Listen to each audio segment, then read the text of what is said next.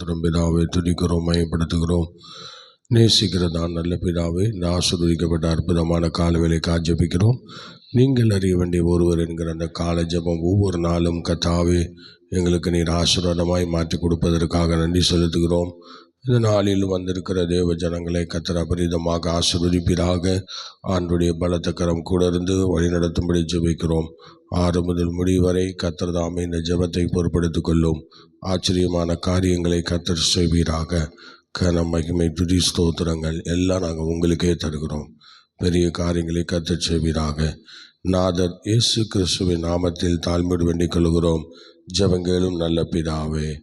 ஆமேன், ஆமேன், ஆமேன். ஸ்தோத்திரம், ஸ்தோத்திரம். அல்லேலூயா. கர்த்தருடைய நாமம் மகிமைப்படுவதாக. நாம் ஒரு பாடலை பாடி ஆண்டவருடைய நாமத்தை மகிமைப்படுத்தலாம். கர்த்தர் நம்மை ஆசீர்வதிப்பாராக. ஸ்தோத்திரம், ஸ்தோத்திரம், ஸ்தோத்திரம்.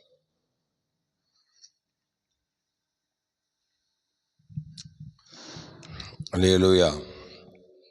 ஸ்தோத்திரம். இந்த நேரமும் எப்போதுமே இயேசு எனக்கு ஒத்தாசை. எந்த நேரமும் எப்போதுமே இயேசு எனக்கு ஒத்தாசை. இயேசு ராஜனை ஸ்தோத்தரிப்பே, இந்த ஏழையின் ஜெபம் கேட்டா. இயேசு ராஜனை ஸ்தோத்தரிப்பே, இந்த ஏழையின் ஜெபம் கேட்டா. எந்த நேரமோ எப்போதுமே இயேசு எனக்கு ஒத்தாசை. எந்த நேரமோ எப்போதுமே இயேசு எனக்கு ஒத்தாசை. ஓ இக்கட்டில் மனிதர் உதவி இல்லாமலே அற்று போனாலோ. இக்கட்டில் மனிதர் உதவி இல்லாமலே அற்று போனாலோ. எனக்கு ஒத்தாசையே தினம் தப்பாமலே இயேசு நாமத்தில் கிடைத்திடுமே. இயேசு நாமத்தில் கிடைத்திடுமே. எந்த நேரமோ எப்போதுமே இயேசு எனக்கு ஒத்தாசை. எந்த நேரமோ எப்போதுமே இயேசு எனக்கு ஒத்தாசை. சொல்லனா பாடுகள் சொன்னாரே, சென்ற காலம் பலன் தந்தாரே. சொல்லனா பாடுகள் சகிக்க சென்ற காலம் பலன் தந்தாரே. எந்த வாழ்நாளெல்லாம் தேவன் சித்தமெல்லாம் என்னில் முற்றிலும் நிறைவேறுமே. என்னில் முற்றிலும் நிறைவேறுமே. எந்த நேரமோ எப்போதுமே இயேசு எனக்கு ஒத்தாசை. எந்த நேரமோ எப்போதுமே இயேசு எனக்கு ஒத்தாசை. சிறுமைப்பட்டோரின் நம்பிக்கை ஒரு போதும் கெட்டு போகாது. சிறுமைப்பட்டோரின் நம்பிக்கை ஒரு போதும் கெட்டு போகாது. நம்மை தேடுவோரை கர்த்தர் கைவிடாரே. தேவன் நமக்கு அடைக்கலமே. தேவன் நமக்கு அடைக்கலமே. எந்த நேரமோ எப்போதுமே இயேசு எனக்கு ஒத்தாசை. எந்த நேரமோ எப்போதுமே இயேசு எனக்கு ஒத்தாசை. சிறுமைப்பட்டோரின் நம்பிக்கை ஒரு போதும் கெட்டு போகாதே. சிறுமைப்பட்டோரின் நம்பிக்கை ஒருபோதும் கெட்டு போகாதே. நம்மை தேடுவோரை கர்த்தர் கைவிடாதே. தேவன் நமக்கு அடைக்கலமே, தேவன் நமக்கு அடைக்கலமே. எந்த நேரமோ எப்போதுமே இயேசு எனக்கு ஒத்தாசை. எந்த நேரமோ எப்போதுமே இயேசு எனக்கு ஒத்தாசை. ஒவ்வொரு ஆண்டுகள் முழுதும் எவ்வளவோ அற்புதம் செய்தார். ஒவ்வொரு ஆண்டுகள் முழுதும் எவ்வளவோ அற்புதம் செய்தார். வருங்காலத்திலும் வருகை வரையும் வாக்கு தத்தம் தந்து நடத்துவார். வாக்கு தத்தம் தந்து நடத்துவார். எந்த நேரமோ எப்போதுமே இயேசு எனக்கு ஒத்தாசை. எந்த நேரமோ எப்போதுமே இயேசு எனக்கு ஒத்தாசை. குமாரன் கோபம் கொள்ளாமலோ வழியில் நாம் அழியாமலோ. குமாரன் கோபம் கொள்ளாமலோ வழியில் நாம் அழியாமலோ. அவர் பாதங்களை முத்தம் செய்திடுவோம். அன்பரேசுவை அண்டிக் கொள்வோம். அன்பரேசுவை அண்டிக் கொள்வோம். இந்த நேரமோ எப்போதுமே இயேசு எனக்கு ஒத்தாசை. எந்த நேரமோ எப்போதுமே இயேசு எனக்கு ஒத்தாசை. எந்த நேரமோ எப்போதுமே இயேசு எனக்கு ஒத்தாசை. எந்த நேரமோ எப்போதுமே இயேசு எனக்கு ஒத்தாசை. எந்த நேரமோ எப்போதுமே இயேசு எனக்கு ஒத்தாசை. எந்த நேரமோ எப்போதுமே இயேசு எனக்கு ஒத்தாசை. உத்தமமாய் முன் செல்ல உதவி செய்யும் யெகோவா. உத்தமமாய் முன் செல்ல உதவி செய்யும் யெகோவா. ஊக்கமதை கைவிடாமல் காத்து கொள்ள உதவும். ஊக்கமதை கைவிடாமல் காத்து கொள்ள உதவும். உத்தமமாய் முன் செல்ல உதவி செய்யும் யெகோவா. உத்தமமாய் முன் செல்ல உதவி செய்யும் யெகோவா. பலவிதமாம் சோதனைகள் உலகத்தில் எம்மை வருந்தோ. விதமாம் சோதனைகள் உலகத்தில் எம்மை வருத்தோ. சாத்தானே அக்னி ஆஸ்திரங்கள் என்ன நேரத்தில் தாக்கும். சாத்தானி அக்னி ஆஸ்திரங்கள் என்ன நேரத்தில் தாக்கும். உத்தமமாய் முன் செல்ல உதவி செய்யும் யெகோவா. உத்தமமாய் முன் செல்ல உதவி செய்யும் யெகோவா. தீர்மானங்கள் தோற்காவனோ காத்து கொள்ள உதவோ. தீர்மானங்கள் தோற்காவனோ காத்து கொள்ள உதவோ. நேர்மையாக வாக்கை காக்க வழி வகுத்தருள வேண்டும்.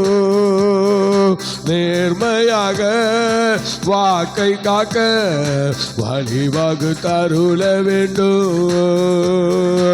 உத்தமமாய் முன் செல்ல உதவி செய்யும் மெகவா. உத்தமமாய் முன் செல்ல உதவி செய்யும் மெகவா.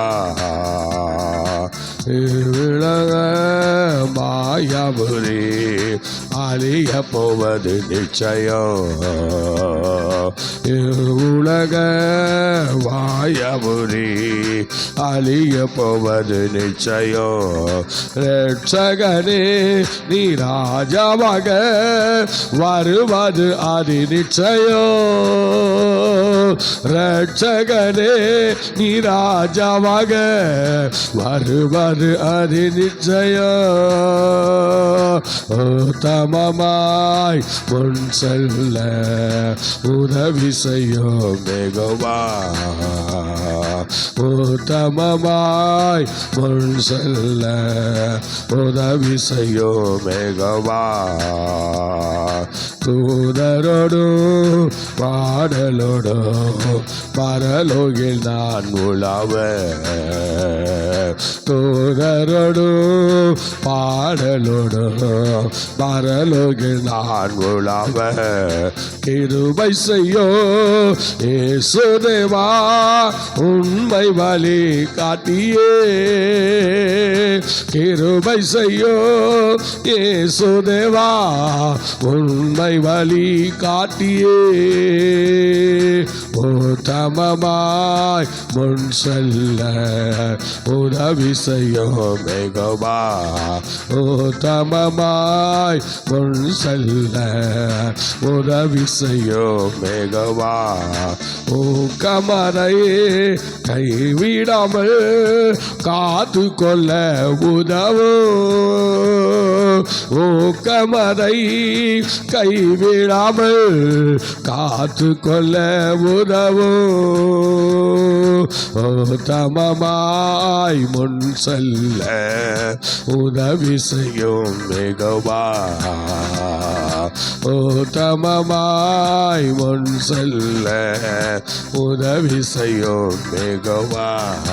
உத்தமமாய் முன் செல்ல உதவி செய்யும் மெகவா.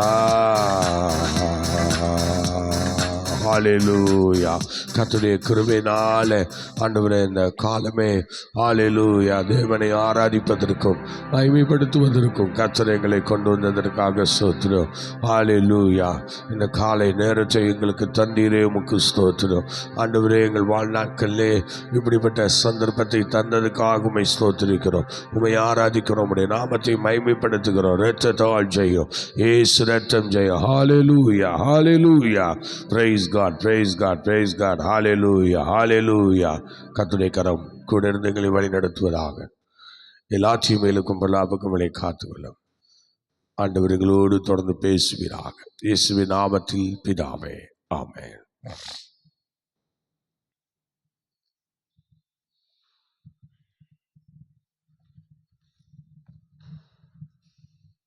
ஆண்டவருடைய நாமம் மகிமைப்படுவதாக. இந்த காலை வேளையிலே தேவனுடைய சன்னிதானத்தில் வந்திருக்கிற உங்கள் யாவரையும் வாழ்த்தி அன்போடு வரவேற்கிறேன். கர்த்தர் உங்களை ஆசீர்வதித்து கனப்படுத்துவாராக. Price God. ஹல்லேலூயா. கர்த்தர் பெரிய காரியங்களை செய்வாராக. இந்த நாளிலே ஸ்தோத்திரம். யூதாவின் புஸ்தகத்தில் தீர்க்க தரிசன ஒரு வார்த்தையை நாம் தியானித்து கர்த்தருடைய நாமத்தை மகிமைப்படுத்த போகிறோம். ஸ்தோத்திரம். தேவனோடு சஞ்சரித்து ஸ்தோத்திரம் காணாமல் போன எடுத்துக்கொள்ளப்பட்ட ஏனோக்கை குறித்து ஸ்தோத்திரம் அங்கே அவர் ஒரு தீர்க்க தரிசனத்தை சொல்லியிருக்கிறார். அதை குறித்து நாம் இந்த நாளிலே பார்க்க போகிறோம்.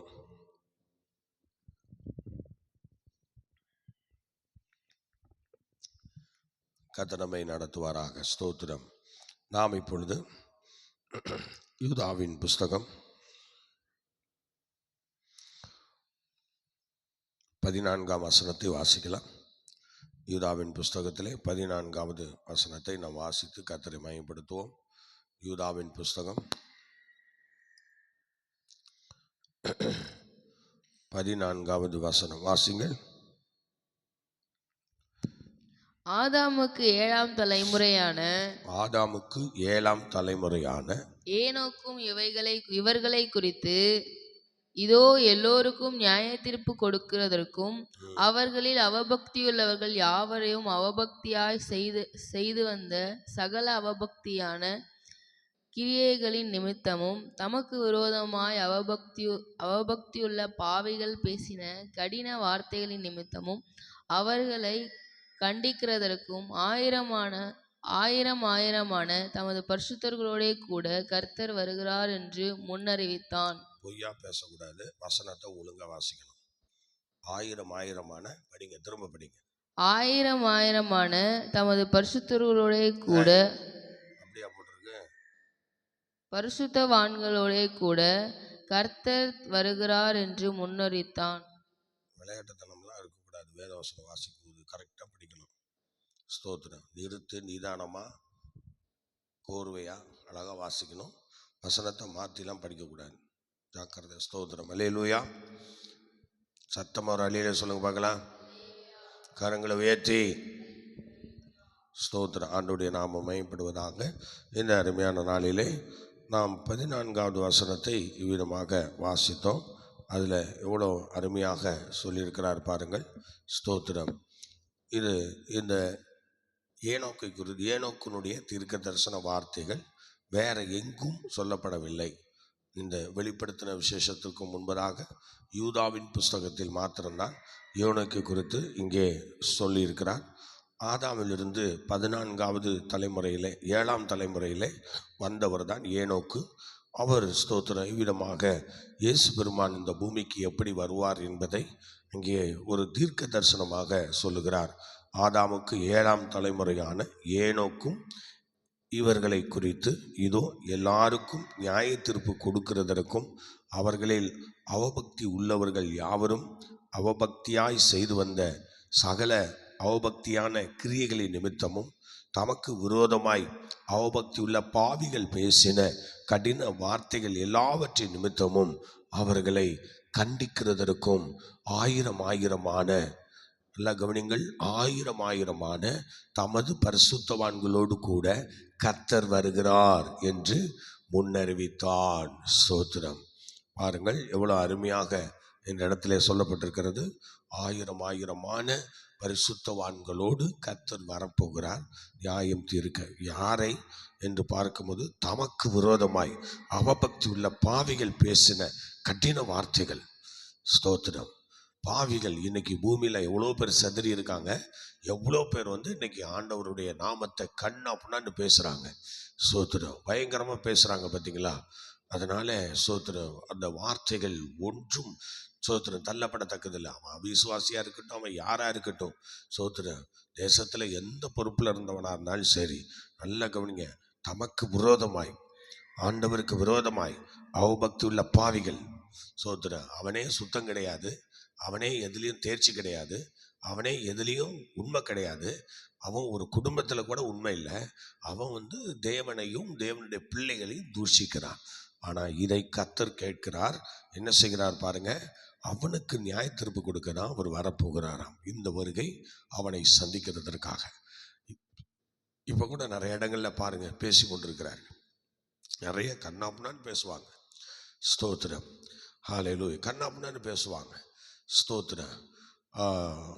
அந்த மாதிரி பாவிகள் பேசின கடின வார்த்தைகள் எல்லாவற்றையும் நிமித்தமும் அவளை நியாயந்திருக்க கர்த்தர் வரப்போகிறார். நிச்சயமாக வரப்போகிறார். ஆம் கர்த்தருடைய பிள்ளையே, அப்படிப்பட்ட ஒரு வருகை ஸ்தோத்திரம் இருக்க போகிறது. அந்த நாளிலே அப்படிப்பட்டவர்களை ஆண்டவர் கண்டிப்பாக நியாயந்திருப்பார். அதுக்காகவே வரப்போகிறார். இப்போ பேசிட்டோம், ஒருத்தரும் நன்னா அந்த அதுலேருந்து தப்ப முடியாது. ஆண்டவரை பேசினவங்க, சபையை பேசினவங்க, ஊழியக்காரை பேசினவங்க, அபிஷேகம் பண்ணப்பட்டவங்களை பேசினவங்க ஒருவரையும் கர்த்தர் விடப்போவதில்லை. எல்லாரையும் அழகாக நியாயந்திருக்க போகிறார். அதுக்கு தான் வரப்போகிறார். இந்த உலகத்தில் இப்போ உனக்கு பேசுறதுக்கு யாரோ லைசன்ஸ் கொடுத்த மாதிரி நீங்கள் பேசலாம். ஆனால் நீ பேசுகிற ஒவ்வொரு வார்த்தையும் பதிவு செய்யப்படுகிறது. இந்த உலகத்திலே சோத்திரம் அவன் அவிசுவாசியாக இருக்கட்டும் விசுவாசியாக இருக்கட்டும், தேவனுக்கு விரோதமாக சபைக்கு விரோதமாக பேசப்படுகிற ஒவ்வொரு வார்த்தையும் பதிவு செய்யப்படுகிறது. அது ஒரு நாளும் அந்த வார்த்தையை ஸ்தோத்திரம் மாறாது. பேசினதே.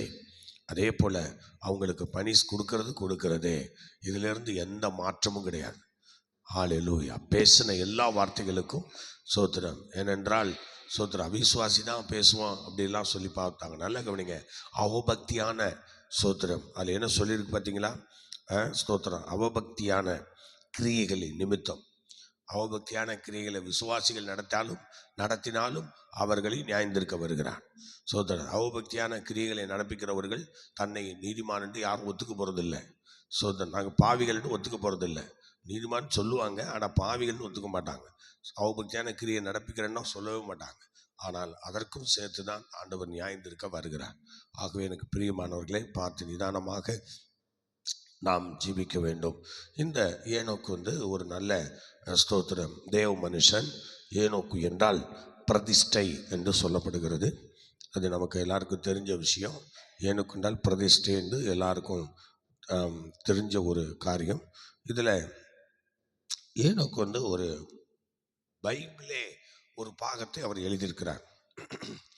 ஏனோக்கு புஸ்தகம் என்று ஒரு புஸ்தகமே இருக்கிறதாக சோத்திரம் வேத வல்லுநர்கள் சொல்லுகிறார்கள். அதில் அந்த பைபிள் அவர் வச்சிருக்க பைபிளில் தள்ளுபடி பண்ணிட்டாங்க. இந்த பைபிளில் அவரை சேர்க்கலை. அதில் சில தேவையில்லாத விஷயங்கள் இருந்ததுனால அவர் என்ன செய்யலை, அவங்க சேர்க்கலை அதில். அதனால் அதில் 108 அதிகாரம் கொண்ட பைபிள் ஸ்தோத்திரம். அந்த தள்ளுபடி ஆகமத்தில் ஏனோக்கு புஸ்தகத்துக்கு தள்ளுபடி ஆகமத்தில் ஏனோக்கு புஸ்தகத்தெல்லாம் குறித்து சொல்லப்பட்டிருக்கிறார். இப்போ இங்கேயும் கூட யூதாவில் ஏனோக்கை பற்றி தான் சொல்லியிருக்கிறாங்க. ஏனோக்கு திருக்கதர்சனம் பேசியிருக்கிறாரு என்னெல்லாம் சொல்லியிருக்கிறாங்க பார்த்தீங்கன்னா. அதே மாதிரி தள்ளுபடி ஆகமங்கள் யாரெல்லாம் தள்ளுபடி பண்ணி வச்சுருக்கிறாங்க, சில புஸ்தகங்கள்லாம் தள்ளுபடி பண்ணி வச்சுருக்காங்க பார்த்தீங்களா. அந்த தள்ளுபடி பண்ணி வச்சுருக்கிற வேதாகமத்தில் இந்த ஏனோக்கை குறித்து நிறைய வசனங்கள் அதுலேயும் சொல்லப்பட்டிருக்கிறது. ஆகவே ஸ்தோத்திரம். அடுத்தது ஸ்தோத்திரம். இந்த வேத வசனத்தை நாம் பார்க்கும்போது இந்த தீர்க்க தரிசன வார்த்தைகள் ஏனோக்கு புஸ்தகத்தில் நிறைய கொடுக்கப்பட்டிருக்கிறது. அதில் வேதத்தை போல அதிகாரங்களும் வசனங்களும் எல்லாம் சொல்லப்பட்டிருக்கிறது. நம்ம பைபிளை போலவே அதில் வசனங்கள் அதிகாரங்கள் எல்லாம் இருக்கிறது. ஏனோக்கு புஸ்தகத்தில் என்ன தகவல்கள் உள்ளது என்று நாம் பார்க்கும்போது அறிந்து கொள்ளும். பிசாசுகள் தூதர்களை பற்றி ஏனோக்கு என்ன செய்கிறார், எழுதி வைத்திருக்கிறார். பிசாசுகள் தூதர்களை பற்றி அநேக காரியங்களை ஏனோக்கு எழுதி வைத்திருக்கிறார். அவருடைய புஸ்தகத்தில் பிசாசுனுடைய காரியங்கள் அநேகம் ஸ்தோத்திரம் எப்படி அவங்களை குறித்து நிறைய விஷயங்களை எழுதி வைத்திருக்கிறார். இன்னும் ஆதியாமத்தின் ராட்சசர்கள், இந்த மாதிரி உள்ள நிறைய விழுந்து போன தூதர்கள், பிரதான தூதர்கள், இவங்களை பற்றிலாம் அதில் எழுதி வச்சிருக்கிறார். விழுந்து போன தூதர்கள், ராட்சசர்கள், இப்படி அவங்கள குறித்தெல்லாம் அந்த ஏனோக்கு புஸ்தகத்திலே வருகிறது. ஸ்தோத்திரம். அப்புறம் இந்த புஸ்தகத்தை ஒரு ஏனோக்கு புஸ்தகத்தை ஒரு 5 பிரிவுகளாக பிரித்து வச்சிருக்கிறாங்க. எப்படின்னா ஒரு பகுதியை 1 to 36 அதிகாரங்கள் வரை ஸ்தோத்திரம். அவங்க என்ன சொல்கிறாங்கன்னா தள்ளப்பட்ட தூதர்கள் என்று சொல்லுகிறார்கள். அந்த 1 to 36 அதிகாரம் வரைக்கும் தள்ளப்பட்ட தூதர்களாக அவங்கள ஒதுக்கி வச்சிடுறாங்க. அடுத்தது 37 to 71 வரை ஏனோக்கு எடுத்துக்கொள்ளப்படுதை அதில் பதிவு செய்திருக்காங்க.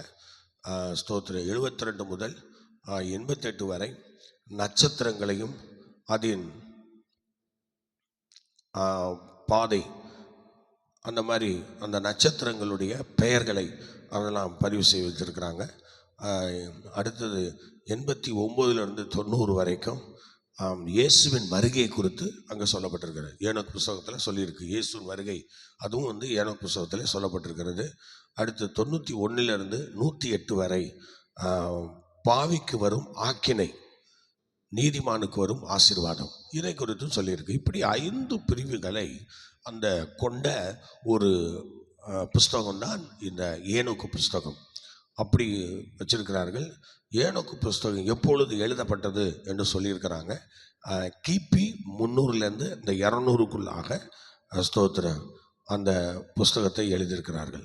அதுவும் யார் எழுதுனா அப்படின்னு பார்த்தீங்கன்னா பல ஆசிரியர்கள். ஏனோக்கு தான் எழுதினார்னு சொல்லப்படலை, ஏனோக்கு எழுதினதாக தெரியவில்லை. ஆனால் பல ஆசிரியர்கள் எழுதியிருக்கிறாங்க, பலரும் எழுதியிருக்கிறாங்க. இது எப்போ எழுதப்பட்டுச்சு அப்படின்னா மல்கியா தீர்க்க தரிசன புஸ்தகம் எழுதப்படுவதற்கு அப்புறம்தான் அதை எழுதியிருக்கிறாங்க. ஸ்தோத்திரம். அப்போ மல்கியா புஸ்தகமும் அதுவும் அந்த காலகட்டத்தில் தான் எழுதப்பட்டது. ஆகவே அந்த காலகட்டத்தில் தான் அந்த மல்கியா தீர்க்க தரிசன புஸ்தகத்தோடு இணைந்து அதையும் எழுதியிருக்கிறார்கள்.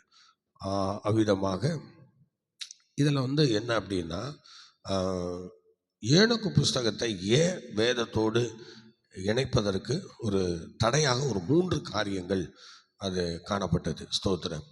ஏனோக்கு புஸ்தகத்தை பைபிளோடு இணைக்க முடியல. அதுக்கு ஒரு 3 விஷயங்கள் தடையாக இருந்துச்சா பார்த்தீங்களா? ஒரு 3 காரியம் அது ரொம்ப தடையாக இருந்தது. அந்த அந்த 3 காரியங்களை குறித்து நாம் பார்க்கும்போது, ஒன்று, வேதத்திற்கு புறம்பான அநேக காரியங்கள் அதில் எழுதப்பட்டிருக்கிறது.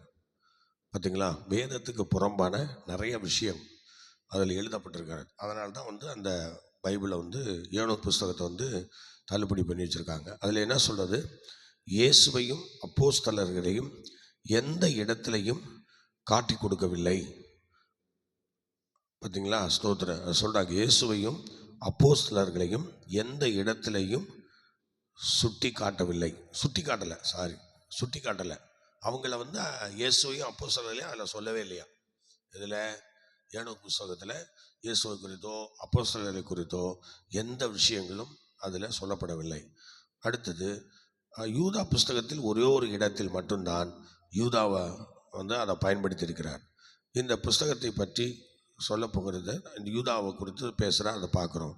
அடுத்தது, வேதத்துக்கும் ஏனோக்கு புஸ்தகத்துக்கும் இடையே உள்ள முரண்பாடு என்ன அப்படின்னு பார்த்தீங்கன்னா, ஏனோக்கு 10வது அதிகாரத்தில் வரப்போகும் உன்னதமானவரின் நல்ல கவனிங்க, ஏனோக்கு 10வது அதிகாரத்தில் சொல்லப்பட்டிருக்கிறது, வரப்போகும் உன்னதமானவரின்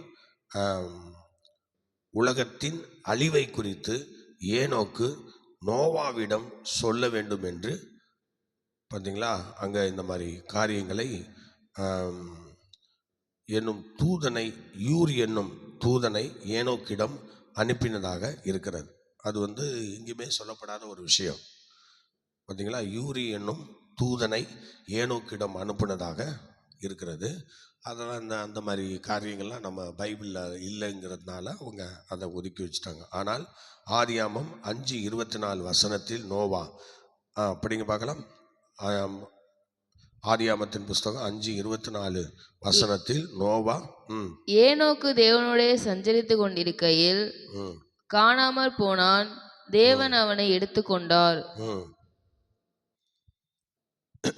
நோவா பிறப்பதற்கு முன்பாகவே ஏனோக்கு எடுத்துக்கொள்ளப்பட்டார். ஸ்தோத்திரம். ஜலப்பிரயத்திற்கு முன்னே ஏனோக்கு வாழவில்லை. ஸ்தோத்திரம். அல்லேலூயா. ஸ்தோத்திரம். கவனிங்கள், 5ஆம் அதிகாரத்தில் வசனத்தில் நோவா திரும்ப படிங்க. 5:24 ஏனோக்கு தேவனோடு சஞ்சரித்து கொண்டிருக்கையில் காணாமல் போனான், தேவன் அவனை எடுத்துக்கொண்டார். ஸ்தோத்திரம். அல்லேலூயா சொல்லுவோமா? தேவன் அவனை எடுத்துக்கொண்டிருக்கிறார் என்று சொல்லப்பட்டிருக்கிறது.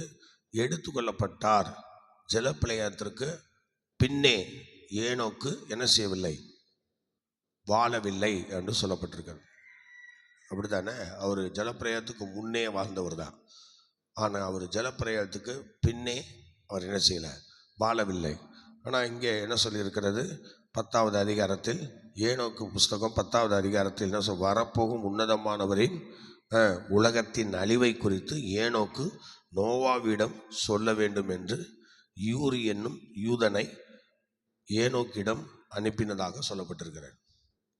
ஸ்தோத்திரம். பார்த்தீங்களா? அது அந்த மாதிரி சில முரண்பாடுகள் இருந்ததுனால அந்த வேத வசனத்தை அவங்க அந்த தள்ளுபடியாகும் மாதிரி அதையும் தள்ளி வச்சுட்டாங்க. அப்புறம் ஏனோக்கு எடுத்துக்கொள்ளப்பட்டார். சரி, அடுத்தது ஸ்தோத்திரம்.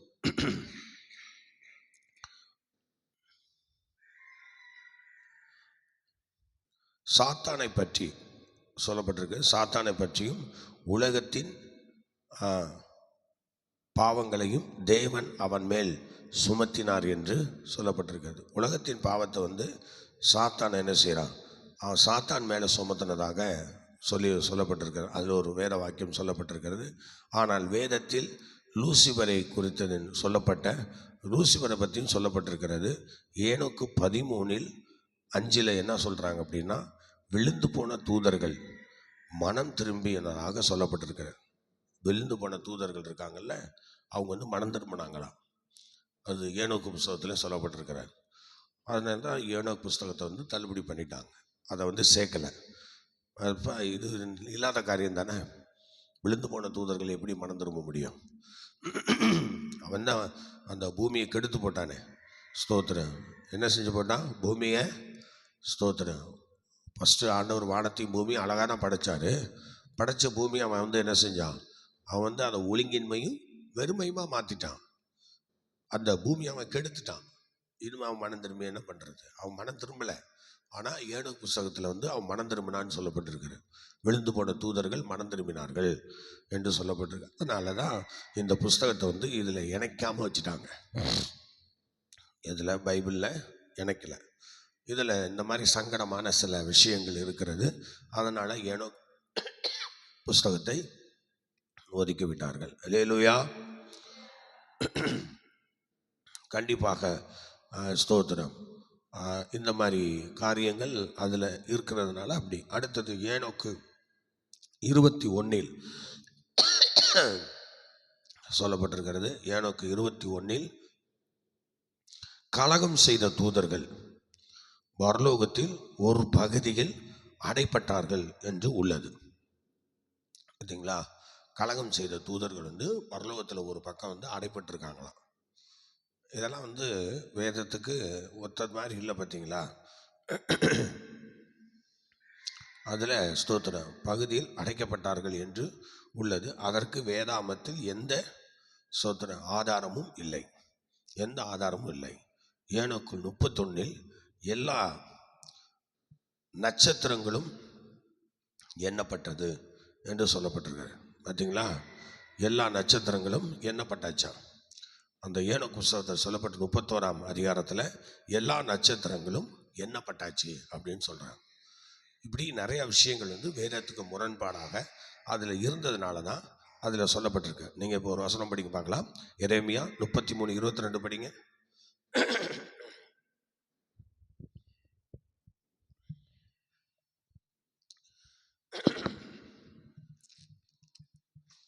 எரேமியா 33:22 வானத்து நட்சத்திரங்கள் எண்ணப்படாததும் கடற்கரை மணல் அளக்கப்படாததுமாய் இருக்கிறது போல நான் என் தாசனாகிய தாவீதின் சந்ததியையும் எனக்கு ஊழியம் செய்கிற லேவியரையும் வர்த்திக்க பண்ணுவேன் என்று கர்த்தர் சொல்லுகிறார் என்றார்.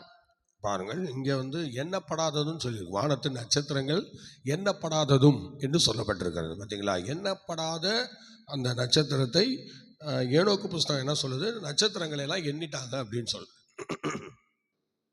அதான் அதை எழுதுனது ஏதோ சில பேரை கொண்டு எழுதுனதுனால அவங்களுக்கு வேத அறிவு இல்லாமல் சில விஷயங்களை எழுதி இப்படி ரொம்ப இது பண்ணிட்டாங்க. அல்லேலூயா. அதனால் கர்த்தருடைய பிள்ளைகள், இந்த ஸ்தோத்திரம் சூழ்நிலையை நாம் பார்க்கும்போது இது வேதனைக்குரிய ஒரு காரியமாக இருந்ததுனால வேத பண்டிதர்கள் எல்லாம் பார்த்தாங்க. சரி, இதை இதில் சேர்க்கக்கூடாது என்று சொல்லி அதை அப்படியே ஒதுக்கிட்டாங்க. ஏன்னா வேத வசனம் சகலமும் சத்தியமாக இருக்கிறது என்று பைபிள் சொல்லுது. பார்த்தீங்களா? அந்த சத்திய புஸ்தகத்தில் இப்படிப்பட்ட சில விஷயங்கள் வரும்போது இப்போ ஏற்கனவே நமக்கு சில வசனங்கள் கேள்விக்குறியாக இருக்குது. இப்படிப்பட்ட நேரத்தில் இதெல்லாம் உள்ளே வந்துருந்துச்சுன்னு வச்சுக்கோங்க, இன்னும் உலகத்தில் பயங்கர குழப்பங்கள் பைபிளையே யாரும் கையில் எடுக்காத வழிக்கு இருந்தாலும் இருக்கும். ஏன்னா அவ்வளோ பிரச்சனை இருக்குதுல்ல. விழுந்து போன தூதர்களை மன்னிச்சுட்டாங்க. இதெல்லாம் எப்படி நடக்கும்? இதெல்லாம் நடக்கிறதா? விழுந்து போன தூதர்கள் ஆண்டவர் மன்னிச்சிட்டாரா? இப்போ மன்னிச்சுட்டா இப்போ எல்லாரும் துணிகரமெல்லாம் பாவம் செய்ய ஆரம்பிச்சிருவாங்க. துணிகரமால அவங்கவுங்க ஒரு சிங்காசனத்தை போட ஆரம்பிச்சிருவாங்க. யார் எல்லாருமே தலைவராக மாற வேண்டியதான், எல்லாருமே எஜமானாக மாற வேண்டியதான். அல்லேலூயா. ஆகவே எனக்கு அன்பானவர்களே, ஸ்தோத்திரம். இவ்விதமாக ஏனோக்கு புஸ்தகத்தை அன்றைக்கு அவங்க என்ன செஞ்சுட்டாங்க, மறைச்சி வச்சுட்டாங்க, வேண்டான்னு சொல்லி ஒதுக்கி வச்சுட்டாங்க. அதனால் இன்றைக்கு ஏனோக்கு புஸ்தகத்தையே இப்படி வேதத்தை விட்டு ஒதுக்குவார்கள் என்று சொன்னால், இன்னைக்கு அவபக்தியான பாவிகளாகிய நாம் சில அவபக்தியான கிரியைகளின் நிமித்தம் இந்த உலகத்திலே நாமும் ஒதுக்கி வைக்கப்படுவோம் என்பதை மறந்து போகக்கூடாது. ஒவ்வொரு தேவனுடைய பிள்ளைகளும் இந்த உலக வாழ்க்கையிலே தேவனுக்கு முக்கியத்துவம் கொடுத்து, ஆராதனைக்கு முக்கியத்துவம் கொடுத்து, சோதர பரிசுத்த வாழ்க்கைக்கு முக்கியத்துவம் கொடுத்து நம்ம ஆண்டவருக்கு சாட்சியாக நிற்க வேண்டியது அவசியமாக இருக்கிறது. அப்படி நம்ம நிற்கும்போது கர்த்தர் நம்மோடு கூட இருந்து நம்முடைய காரியங்களை கைக்கூடி வர செய்வார். அல்லேலூயா சொல்லுங்க பார்க்கலாம், சத்தமாக சொல்லுங்க. அதனால தான் இந்த அவபக்தியான பாவிகள் பேசின கடின வார்த்தைகள் யாவை நிமித்தம் அவர்கள் என்ன செய்ய போகிறார் சொல்ல பார்க்கலாம். அவர் என்ன செய்ய போகிறார்? கண்டிக்க வரப்போகிறார், கண்டிக்க வரப்போகிறார். அதனால கர்த்தருடைய பிள்ளையே சோத்திரம், தேவன் அது பாருங்க, ஆயிரமான பரிசுத்தவான்களோடு வருகிறார். ஆயிரமான பரிசுத்தவான்கள், எண்ணிக்கை கடங்காத பரிசுத்தவான்களோடு தேவன் இங்கே இறங்கி வரப்போகிறார். அப்படி ஸ்தோத்திரம் ஒரு சூழ்நிலையிலே இந்த வேதவசனம் நமக்கு சொல்லுகிறது. அந்த யூதாவை திரும்ப படிங்க பார்க்கலாம். யூதாவின் புஸ்தகத்தை திரும்ப படிங்க. ஸ்தோத்திரம், ஹல்லேலூயா. ஆதாமுக்கு 7ஆம் தலைமுறையான சார், நீங்கள் இதில் என்ன சொல்றது, 7ஆம் தலைமுறை, ஆதாமிலிருந்து 7வது தலைமுறையில் வந்தவர் தான் இந்த ஏனோக்கு. ஆனால் ஏனோக்கு மேலே எந்த தவறும் சொல்லப்படவில்லை. ஏனோக்கு கரெக்டாக வாழ்ந்து ஆண்டவரோடு சென்றிருக்கிறார். ஆனால் அவர் சொன்ன மாதிரி சொல்லியிருக்கிற அந்த வார்த்தைகள் தான் என்னன்னு தெரியல. அவர் சொன்ன மாதிரி எண்ணப்பட்டது, இதெல்லாம் எண்ணப்பட்டது, நட்சத்திரங்கள் எண்ணப்பட்டது, விழுந்து போன தூதர்களுக்கு மன்னிப்பு கொடுக்கப்பட்டது, இதெல்லாம் ஏனோக்கு சொன்னாரா அப்படின்னு பார்த்தா அதான் தெரியல. ஏன்னா ஏனோக்கு எழுதியிருந்தா அதை சொன்னாருன்னு கூட நம்ம சொல்லலாம். ஆனால் இது பலரால் எழுதப்பட்ட புஸ்தகம் என்று சொல்கிறார்கள். ஒரு 108 அதிகாரங்கள் அதில் இருக்கிறது, பலரால் எழுதப்பட்டிருக்கிறது. அதனால் அது யார் அவங்களா எடுத்து போட்டாங்களா இல்லை ஏனோக்கு சொன்னாரா ஒன்றும் புரியலை. ஆனாலும் இது ஏனோக்குனுடைய நம்ம பைபிளில் வர அந்த சூழ்நிலையெல்லாம் பார்க்கும்போது ஏனோக்கு அப்படியெல்லாம் அவர் செய்யலை. ஏன்னா அவர் எப்படி வாழ்ந்திருக்கிறாருன்னு பார்த்தா அவர் ரொம்ப அற்புதமாக வாழ்ந்திருக்கிறாரு. ஏன்னா பாருங்கள், குமாரையும் குமார்த்திகளையும் பெற்று தேவனோடு சஞ்சரித்து கொண்டிருந்தான்னு சொல்லியிருக்கு. அப்போ தேவனோடு சஞ்சரிக்கிற மனுஷன் தேவனுக்கு விரோதமாக என்ன செய்ய முடியாது, கண்டிப்பாக பேச முடியாது. ஆண்டவர் பார்த்துக்கிட்டும் இருக்க மாட்டார். சரி, அப்படியே இந்த வார்த்தைகள்லாம் அவர் சொல்லியிருந்தா கண்டிப்பாக ஆண்டவர் எடுத்துக்கொள்வாரா? எப்படி எடுத்துக்கொள்வார்? எடுத்துக்கொள்ள மாட்டார். ஏனோக்கு கண்டிப்பாக எடுத்துக்கொள்ள மாட்டார். ஆனால் ஆக மொத்தத்தில் ஏனோக்கு அப்படிப்பட்ட காரியங்களை அதில் சொன்னதாக சோத்திரம் தேவன் எடுத்துக்கொண்டதுனால அதை அவர் சொல்லியிருக்க மாட்டாருன்னா தெரியுது. நல்லா கவனிக்கணும். அப்போ அவர் அப்படி சொல்லியிருந்தா தேவனே அவரை என்ன செஞ்சிருப்பாரு, கைவிட்டிருப்பார். அவர் தேவனோடு சஞ்சரிக்கிறவனாக இருந்து, நல்லா கவனிக்கணும், அவர் தேவனோடு சஞ்சரிக்கிறார் என்று சொல்லிட்டாங்க. அப்போ தேவனோடு சஞ்சரிக்கிற ஒரு மனுஷன் தேவன் சொல்லாததை, தேவன் செய்யாததை அப்படி அதை கொண்டு வர முடியுமா? நிச்சயமா முடியாது. அப்போ ஏனோக்கு அப்படிப்பட்ட காரியத்தை அவர் செஞ்சிருந்தாருன்னா கண்டிப்பாக அவர் என்ன செய்ய முடியாது, அந்த எடுத்துக்கொள்ளப்படுவதற்கு தடையாக இருந்திருக்கும். அது இப்போ நம்ம நேற்று பார்க்கும்போது நம்ம பார்த்தோம். இப்போ யாக்கோபு அவன் ஏமாத்துறவன் அப்படி இப்படிலாம் சொல்லி எல்லாரும் சொல்லிக்கிட்டு இருக்கோம். ஆனால் உண்மையிலேயே அது கிடையாது. அவர் யாக்கோபு ஒரு இடத்துல அதை என்ன சொல்கிறாருன்னா, ஒருவேளை கண்டுபிடிச்சி அவர் என்னை எத்தனை நினைச்சா என்ன பண்ணுறது அப்படின்னு சொல்கிறாங்க. அதுக்கு அம்மா சொல்கிறான், அந்த சாபம் என் மேலே வரட்டும் அப்படின்னு சொல்கிறான். பார்த்தீங்களா, அந்த சாபம் என் மேலே வரட்டும் அப்படின்னு சொல்கிறான். மற்றபடி யாக்கோபு யாரையும் என்ன பண்ணலை, அவர் ஏமாற்றலை, அவர் எத்தனும் கிடையாது. அவர் எத்தனா இருந்தால் தேவன் அவனை சும்மா பேசி பேசி வா யாக்கோபே, யாக்கோபே நீ சிறு பிச்சே, யாக்கோபே நீ சிறு கூட்டமே என்று அவர் கூப்பிட்டுருக்கவே மாட்டார். செல்ல பிள்ளையை கூப்பிட்ற மாதிரிலாம் கூப்பிடுறாரு. பார்த்தீங்களா, ஒவ்வொரு இடத்துலையும் யாக்கோபு ஒரு செல்ல பிள்ளை கூப்பிடுற மாதிரி கூப்பிடுறாரு. யாக்கோபு பூச்சியே, யாக்கோபு நீ சிறு கூட்டமே, யாக்கோபே நீ பயப்படாதே, நான் உன்னை பேர் சொல்லி அழைச்சேன், என்னென்ன வேலை செய்கிறாரு யாக்கோபு குறித்து எவ்வளோ காரியங்கள் சொல்லப்பட்டிருக்கிறது. ஆகவே எல்லா இடங்களிலும் யாக்கோபை அந்த அளவுக்கு அவர் பேசுகிறார் என்றால் யாக்கோபுக்கும் ஆண்டவருக்கும் சரியான உறவு இருந்திருக்கிறது, சரியான ஒரு காரியம் இருந்திருக்கிறது. அதனால தான் அவரை குறித்து அந்த அளவுக்கு அவர் ரொம்ப மெயினாக அவர் பேரை சொல்லி இத்தனை முறை அவர் அழைச்சிருக்கிறார் பாருங்க. அல்லேலூயா. அதுபோல தான் ஏனோக்குடைய வாழ்க்கையில் இதெல்லாம் அந்த புஸ்தகத்தில் எழுதப்பட்டிருக்கிறது தவிர, ஆனால் இது ஏனோக்கு தான் சொன்னாரா செஞ்சாரா என்றா அதுதான் கவலைக்கிடமாக இருக்கிறது, சந்தேகத்துக்குரியதாக இருக்கிறது. ஏனென்றால் ஏனோக்கு அப்படி சொல்லியிருந்தா, ஏனோக்கு அப்படி இந்த விஷயங்களை பண்ணியிருந்தா கண்டிப்பாக ஆண்டவர் அவரை எடுத்துக்கொண்டிருக்க மாட்டார். அல்லேலூயா. ஆமாம், கண்டிப்பாக அவர் எடுத்துக்கொண்டிருக்க மாட்டார். ஆண்டவர் தெரியாதா? ஆண்டவர் பகுத்தறிவு இல்லாதவரா? எல்லாம் அவருக்கு தெரியும். அதனால மனுஷன் முகத்தை பார்க்கிறான், கர்த்தர் என்ன செய்கிறாரா? இருதயத்தை பார்க்கிறார். அல்லேலூயா. ஆமாம். அப்போ இது இந்த புஸ்தகத்தை எழுதினவர்கள் ஏதோ பண்ணியிருக்கிறாங்க, அந்த மாதிரி காரியத்தை இணைச்சி பண்ணியிருந்திருக்கலாம். அப்படி ஏனோக்கு பண்ணியிருந்தால் தேவன் அவரை எடுத்துக்கொள்ள மாட்டார். இப்படி வேதத்துக்கு புறம்பாக ஆண்டவர் செய்யாததை செய்த மாதிரியும், இப்படி நடக்காத நடந்த மாதிரியும் அப்படி சொல்லி வச்சவங்கள, அப்படி பேசினவங்கள ஆண்டவர் என்ன செய்ய மாட்டார்? கையில் எடுக்க மாட்டார். ஏன்னா ஏனோக்கு அன்றைக்கி ஆண்டவர் கையில் எடுத்தாருன்னா ஏனோக்கு உண்மையாக இருந்திருக்கிறார். பாருங்கள், அந்த வசனத்தை படிங்க பார்க்கலாம். ஏனோக்கு குமார்த்திகளையும் பெற்று எப்படி செஞ்சாராம்? தேவனோடு சஞ்சரித்து கொண்டிருந்தாராம். யாரோடு சஞ்சரித்து கொண்டிருந்தார்? ஸ்தோத்திரம். எவ்வளோ அருமையாக சொல்லப்பட்டிருக்கிறது பாருங்கள். ஏனோக்கு 65 வயதான போது மெத்துசாலாவை பெற்றான். ஏனோக்கு மெத்துசாலாவை பெற்ற பின் 300 வருஷம் தேவனோடு சஞ்சரித்து கொண்டிருந்து குமாரரையும் குமார்த்திகளையும் பெற்றான். ஏனோக்கு நாளெல்லாம் 365 வருஷம் ஏனோக்கு தேவனோடு சஞ்சரித்து கொண்டிருக்கையில் காணப்படாமல் போனான். தேவன் அவனை எடுத்துக்கொண்டார். பார்த்தீங்களா? தேவன் அவனை எடுத்துக்கொண்டார் என்று சொல்லப்பட்டிருக்கிறது. ஆகவே எனக்கு பிரியமான தேவனுடைய பிள்ளையே, தேவன் அவனை எடுத்துக்கொண்டார் என்று சொல்லப்பட்டிருக்கிறார். அல்ல கவனி, ஏனோக்கு நாளெல்லாம் ஒரு 365 வருஷம் தான் உயிரோடு வாழ்ந்திருக்கிறார். ஆனால் அப்படிப்பட்ட ஒரு ஸ்தோத்திர மனுஷனாக இந்த உலகத்திலே அவர் வாழ்ந்திருக்கிறார். ஆனால் ஏனோக்குக்கு அப்புறம்லாம் அந்த வயசுலாம் யாருக்குமே கிடையாது. மெத்துசாலா இவங்க அதுக்கப்புறம் பார்த்திங்கன்னா வயசெல்லாம் ரொம்ப குறைஞ்சி போச்சு.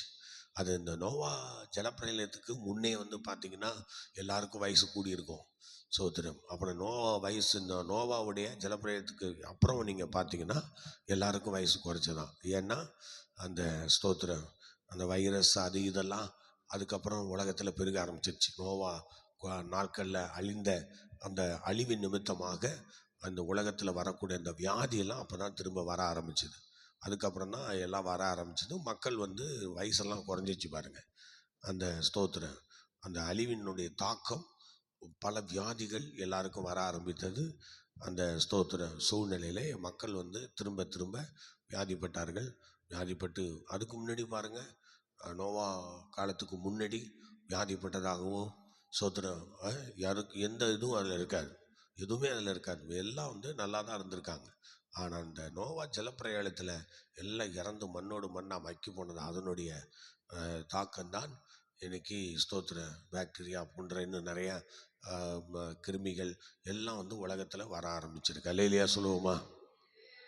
அது மாதிரி வர ஆரம்பித்து எல்லாரும் வியாதிக்குள்ளாகிறது, வயது குறைந்த நிலையில் மறிக்கிறது எல்லாம் அப்புறம் தான் உருவாயிருக்கிறது. ஆகவே எனக்கு அன்பான தேவனுடைய பிள்ளை, நாம் தொடர்ந்து தேவ சமூகத்திலே அவ்விதமாக கர்த்தரை மையப்படுத்துவோம். ஆக ஏனோக்கு தேவனோடு சஞ்சரிக்கிற ஒரு மனிதனாக இருந்தார். சோதர தேவனோடு சஞ்சரித்து கொண்டிருக்கையில் அவர் காணப்படாமல் போனார். அருமையான தெய்வ பிள்ளைகளே, தேவனோடு சஞ்சரிக்கிற ஒரு மனுஷனையும் கர்த்தர் கைவிட மாட்டார். ஏன்னா அவரோடு சஞ்சரிக்கணும். அவரோடு சஞ்சரிக்கிற அந்த அனுபவங்கள், பல உபத்திரங்கள் வரலாம். தேவனோடு சஞ்சரிக்கிறவர்களுக்கு பல உபத்திரங்கள் வரலாம், பல சோதனைகள் வரலாம். இப்போ பார்த்திங்கன்னா நிறையா அரசு அதிகாரிகள் மத்தியில் ஒரு தேவனோடு நான் சஞ்சரிக்கிறேன், தேவனோடு வாழ்கிறேன்னு சொல்லிட்டு சில பேர் லஞ்சம் வாங்க மாட்டாங்க, ரொம்ப கரெக்டாக இருப்பாங்க, நேரமே வேலைக்கு வந்துடுவாங்க, எல்லாம் கரெக்டாக செய்வாங்க பாருங்கள். அவங்களுக்கு அந்த இடத்துல தேவனோடு சஞ்சரிக்கிறதுனால அவங்களுக்கு சில உபத்திரவங்கள் அந்த இடத்துல இருக்கும். ஏன்னா இவங்க நன்மை செய்கிறதுனால நிறைய பேருக்கு என்ன செய்வாங்க, உபத்திரவம் வரும், பிரச்சனை வரும். அதனால் சில இடங்களில் தேவனுடைய பிள்ளைகள் மற்றவங்க எதாவது பண்ணிட்டு போட்டு எனக்கு அது தேவையில்லைன்னு சொல்லி ஒதுங்கி நிற்பாங்க. சிலர் யாருமே வாங்க விட மாட்டாங்க. அப்படி நம்ம செய்யணும்னு அவசியம் இல்லை. அப்போ நம்ம ஒதுங்கி இருக்கிறது நல்லது. சோத்திரம். அவனவன் தன்னைத்தான் காத்துக்கொள்ளணும். சோத்திரம். அடுத்தவங்களை காத்துக்கிறது அவங்க தான் அவங்கள காத்துக்கணும். ஸ்தோத்திரம். ஆக சில பேர் அந்த அடுத்தவங்க விஷயத்தில் தலையிடும் போது நமக்கு நிறைய உபத்திரவங்கள் வரும். அடுத்தவங்க விஷயத்தில் நம்ம தலையிடக்கூடாது. நம்ம காரியத்தை தான் நம்ம பார்க்கணும். இல்லையா சொல்லுவோமா? ஆமாம். அது அடுத்தவங்க தான் கணக்கு. அவனவன் தன்னை குறித்து தேவனுக்கு என்ன செய்யணுமா? கணக்கு கொடுக்கணும்னு இருக்கு. சொல்லுங்க, எல்லாரும் சேர்ந்து சொல்லுங்க பார்க்கலாம். அவனவன் தன்னை குறித்து தேவனுக்கு கணக்கு ஒப்புவிப்பான். ஆமாம், அவனவன் தன்னை குறித்து தான் கணக்கு ஒப்புவிக்கணும். அடுத்தவங்க விஷயத்தில் நம்ம தலையிடணும்னு அவசியமே கிடையாது. அடுத்தவங்க காரியத்தை கர்த்தர் பார்த்துக்கொள்வார். இல்லையா சொல்லுவோமா? ஆமாம். உன்னால் முடிஞ்சால் நன்மை தான் செய்ய சொல்லியிருக்கு. சொல்லுமா, பார்த்தீங்களா? நன்மை தான் செய்ய சொல்லியிருக்கு. ஆனால் அடுத்தவங்க விஷயத்த கிளறவோ கிண்டவோ நமக்கு எந்த அதிகாரமும் இல்லை. நம்ம தூக்கி போட்டு நம்ம வேலையை பார்க்க வேண்டியதான். அவனவன் தன்னை குறித்து தான் கர்த்தர் கணக்கு கேட்குற. உன்னை குறித்து நீ என்ன கணக்கு சொல்கிற? சொல்லு, அதை சொல்லு முதலாவது. ஸ்தோத்திரம். அல்லேலூயா. பார்த்தீங்களா? ஆண்டவர் ஒவ்வொருத்தருக்கும் ஒவ்வொரு தாளந்து கொடுத்துட்டார். 5 தாளந்து, 2 தாளந்து, 1 தாளந்துன்னு கொடுத்துட்டார். இப்போ கூப்பிட்டு கேட்குறாரு, கொண்டா கணக்கு கொடு. அவனவன் தன்னை குறித்தானே கணக்கு கொடுக்கணும். அதனால் அவன் கேட்குறாரு, எப்பா அந்த 5 தாளந்து கொடுத்தனப்பா என்னப்பா பண்ணேன்? கொண்டா 5 தாளந்தை கொண்டான்னு சொல்லி கேட்டார். ஓ ஸ்தோத்திரம். ஆனாலும் உன் சிநேகன் எங்க, அவன் எங்கே, இவன் எங்கே, உன் வீட்டில் எங்கே, அப்படியெல்லாம் ஒன்றும் கேட்கல. முதல்ல அவனை தான் கேட்குறாரு, உனக்கு நான் 5 தாளந்து கொடுத்தேன், இங்கே கொண்டா அப்படின்னு சொல்லி கேட்டதும் அப்போ தான் அவன் சொல்கிறான், எஜமானே 5 தாளந்து கொடுத்தீங்க, நான் அதை 10 சம்பாதிச்சிருக்கிறேன், இந்தாங்க சொல்லி கொடுத்துட்டான். தப்பிச்சிட்டான் பாருங்க, தப்பிச்சிட்டான். சோத்துட்டான். தன்னை குறித்து கணக்கு கொடுத்து அவன் தப்பிச்சிட்டான்.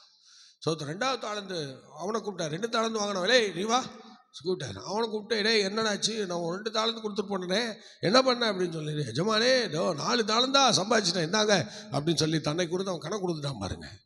பார்த்தீங்களா? தன்னை குறித்து கணக்கு கொடுத்துட்டான். அல்லேலூயா. நல்லா தூங்குங்க, வசனத்தை எடுக்காதீங்க. சோத்திரம். ஸ்தோத்திரம். அல்லேலூயா. தன்னை குறித்து கணக்கு கொடுக்கணும். சோத்திரம். புரியுதுங்களா? தன்னை குறித்து கணக்கு கொடுக்கணும் கர்த்தருக்கு. சோத்திரம். அல்லேலூயா. அப்போ தன்னை குறித்து அவன் கணக்கு கொடுத்தான். சோதனை. அப்புறம் 3வது ஒருத்தன்ட்ட கொடுத்த 1 தாளந்து கொடுத்தானே, கொண்டடா 1 தாளந்து அப்படின்னு. அவன் என்ன கதாவசனம் பேசுகிறான் பார்த்தீங்களா? நீ விதைக்காத இடத்துல இருக்கிறவரும் தெளிக்காத இடத்தில் ஊக்கிறவர் என்னமோ சொல்லி கடைசியில் பார்த்தா நான் தாளந்தை புதைச்சி வச்சுட்டேன்ட்டான். இதான் தன்னை பார்க்கறது இல்லை, அடுத்தவனையே பார்த்து வாழ்ந்தான். இப்போ தன்னை புதைச்சி வச்சுட்டான், தன்னை மறைச்சிட்டான். அடுத்தவனையே பார்த்து வாழ்ந்தவன் இவன். இவன் யாரு? அடுத்தவனையே பார்த்து வாழ்ந்தவன். அடுத்தவன் குற்றத்தை பார்த்தே வாழ்ந்ததுனால இவனை தெரியல அவனுக்கு. அதனால இவனுடைய விஷயத்தெல்லாம் புதைச்சி வச்சுட்டான். இவனுடைய விஷயம் புதைச்சி வச்சுட்டு இப்போ அடுத்தவனையே பார்த்து வாழ்ந்துக்கிட்டு இருந்ததுனால இப்போ ஆண்டவர் அவனுக்கு நல்ல தீர்ப்பு அந்த எஜமான் கொடுக்குறாரு. என்னது? இவன் கையும் காலையும் கட்டி புறமான இருளை கொட்டி தள்ளி போடுக்கடான்ட்டார். அடுத்தவங்க விஷயத்தை பார்க்கறதுக்கே சில கூட்டம் இருக்கும் சில இடங்கள்ல. அந்த அந்த கூட்டத்தில் நம்ம வந்துடக்கூடாது, பார்த்துக்குங்க. அதனால் எனக்கு அன்பானவர்களே, ஏனோக்கு குமார்த்திகளை பெற்று தேவனோடு சஞ்சரித்து கொண்டிருந்தார். அந்த ஏனோக்கு தான் சீக்கிரம் வரப்போகிறார். சோதரன். 1000 பரிசுத்தவான்களோடு அவரும் கூட வரலாம். அல்லேலூயா சொல்லுவோமா? சத்தமாக சொல்லுங்களேன். அந்த பரிசுத்தவான்கள் லிஸ்ட்டில் அவர் எடுத்துக்கொள்ளப்பட்டிருக்கிறார்ல. ஆகவே எனக்கு பிரியமானவர்களே, சோதரம் ஏரியாவும் ஏனோக்கும் 2 சாட்சிகளாக வருவாங்கன்னு சொல்கிறாங்க. இப்படி நிறைய விஷயங்கள் இருக்கிறது.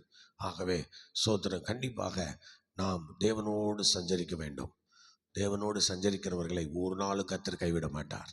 உபத்திரவங்கள் வரலாம், துன்பங்கள் வரலாம், துயரங்கள் வரலாம்.